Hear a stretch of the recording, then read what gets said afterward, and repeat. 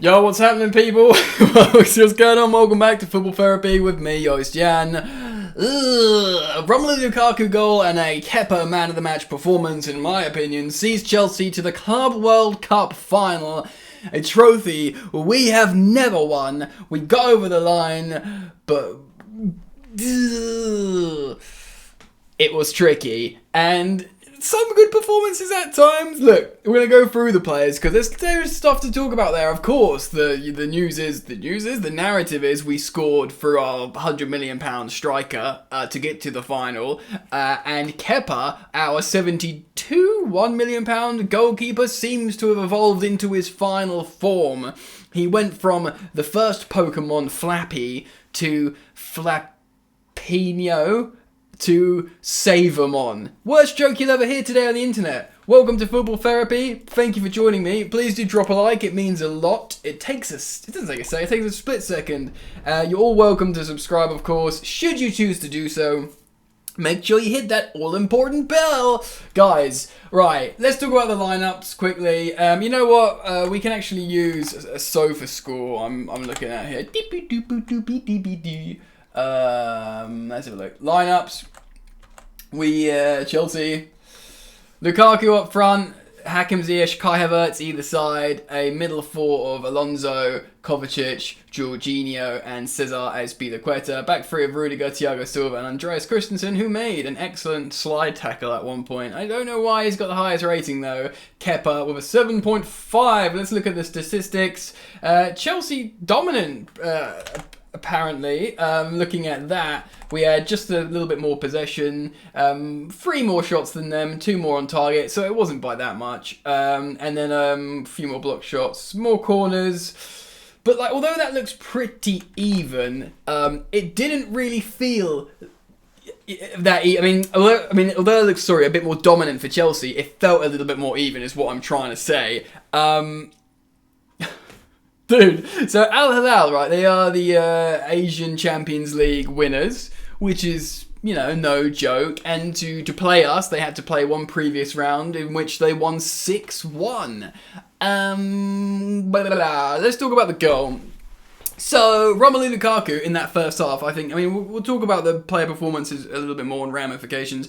I actually thought he made good runs in the first half. He had that excellent chance where he muscled the defender off, turned and shot. Good, powerful shot. It was, straight at the keeper. But he was making good runs. He was in the right place at the right time. And that's really how his goal came about. He was just in the 6-yard box. The ball comes to him, he just turns and shoots immediately and scores a goal. It's an easy goal for a striker, but that's the kind of goals you want your striker to do. It was a nice bit of play from Kai Havertz before. Kai Havertz himself nearly scored a great goal in the beginning of the second half. And, I don't know, man. I thought we might score a lot of goals in this game, but you always have, preconceptions about certain games. And they don't come to pass. I did think, once the game started, my preconception shifted and I had that feeling of, this isn't going to be a high quality game. Shout out to Al-Hilal in the second half where they got a lot better. But ultimately, they played a really high line and they didn't press very well. I don't think their player performances were necessarily individually awful. But they played a high line and I just figured this is perfect for potentially Romelu Lukaku. So he's not just standing, in the middle of a bunch of Burnley defenders when he can't do anything. Or, he likes to run into space. That's what he did at Inter. That's what he does for Belgium. He likes to do that. So I thought we could suit him. I also thought, bring on Werner or Pulisic. I don't know if Pulisic was on the bench. I'm assuming he was. Great guys who love to run and play on the shoulder as well. And they didn't coordinate their press very well, but they did have moments, Al-Hilal, and they had good support there in the stadium as well. So, I don't know, it didn't feel like it was going to be a high quality game. I did worry for the players. I know they've been, it was a nice thing to do, go and do warm weather training away. And the narrative around this match is Chelsea go away after a poor run of form, have some warm weather training, re-energise. But I think the narrative around that concept is go and win the Club World Cup, feel good about yourselves, then come back. But this game didn't really boast much quality, in my opinion. Obviously, I'm happy. We qualified for the final this weekend, and that is priority, and that's what I'm feeling good about. And I do want to talk about player performances in this game. So, I'm just gonna look at the players again. So for me, man of the match, for me personally, I'll be keen to learn your opinion, is Kepa Arrizabalaga in goal. He's got the second highest save percentage in the Premier League this season. Granted, he hasn't played that many games, but there's still nothing to basically there's a good accolade. He's saving loads of penalties this season, and he's making high-profile saves in all comps. Of course, he's featuring in a lot of different competitions. He made 2 worldies, one absolute super save in this game that ultimately saw us over the line. Kepa's only 27. He turned 27 in October, so he's relatively well. He's like what? He's got a little while to go before he's 28. Goalkeepers enter their prime probably about 28 to early 30s. He's a couple of years younger than Edouard Mendy. Now, Mendy's excellent. He's just won the AFCON. He's won all these FIFA Best, UEFA Best Goalkeepers deservedly, and he is our currently undisputed number 1 goalkeeper. But I don't know, I think Chelsea have put Kepa on a 7-year deal when they signed him in 2018. I think Chelsea will be very happy with this form and Kepa's coming into. He seems to have grown up a little bit in this under Thomas Tuchel, essentially. He wasn't great under Lampard. Well, he's awful under Lampard. He wasn't that great under Sarri, but he's seemingly matured. He's part of the team. He's got a great mature attitude. He's got a new girlfriend that people are memeing because his ex breaking up with him caused a lot of trouble. But if he's happier now with his current girlfriend, that's great news. And Kepa's been excellent, man. I just want to pose, be open to the fact how the record goalkeeper of all time is looking like he might be worth the money throughout his whole tenure at Chelsea. And who knows? He might push Mendy for the number 1 spot. Again, I'm not asking for that. I think Mendy's absolutely world class, but he's a little bit younger. Who knows what can happen in the future? So that's Kepa I wanted to talk about for me. The back 3, Thiago Silva made a weird mistake towards the end, but he was excellent in this game. There was this one bit where he just put his head up and went, oh yeah, I'm just going to spray this beautiful, perfect long diagonal to feet, or Mason Mount's feet. It was just, it was incredible. And yeah, I thought he was excellent. Rudiger was fine. Christensen's got a really high rating on SofaScore. I'm not entirely sure why. I think he probably played really well. That's probably why. Slide tackle. I wasn't really impressed with the midfielders. I did think Kante came on and played quite well in moments, but a lot of people corrected me on Twitter, so feel free to correct me down in the comment section below. I probably just saw a few good moments of him running and making an interception. But yeah, Kovacic got a yellow, had good moments. Jorginho only had a half. I don't know if he came off because of injury, what happened. Alonso, not very good. Cesar Azpilicueta, a lot better. Generally, our right-hand side seems to be better, whether it's Azpi, right centre-back, or right wing-back. He and Hakim Ziyech were really good. Ziyech got into an argument and got booed off when he was substituted. But yeah, so Ziyech was good.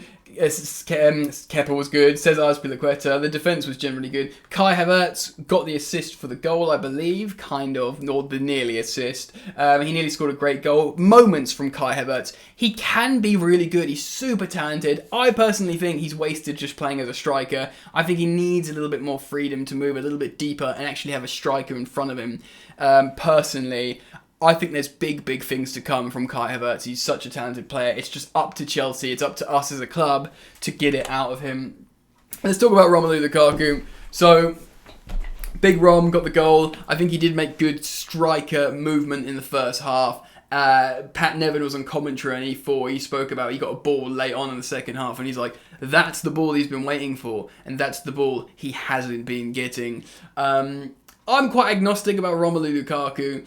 If it doesn't work out, I'm not going to cry for him because I've lost a certain sentimentality for him since the interview. I'm completely open to me accepting him again, and I'm not going to get excited. I'm not going to get overexcited every time he scores a goal every 5 games because that's not what we've got him for. But we're of course, as Chelsea fans, we starve it out here in terms of goals.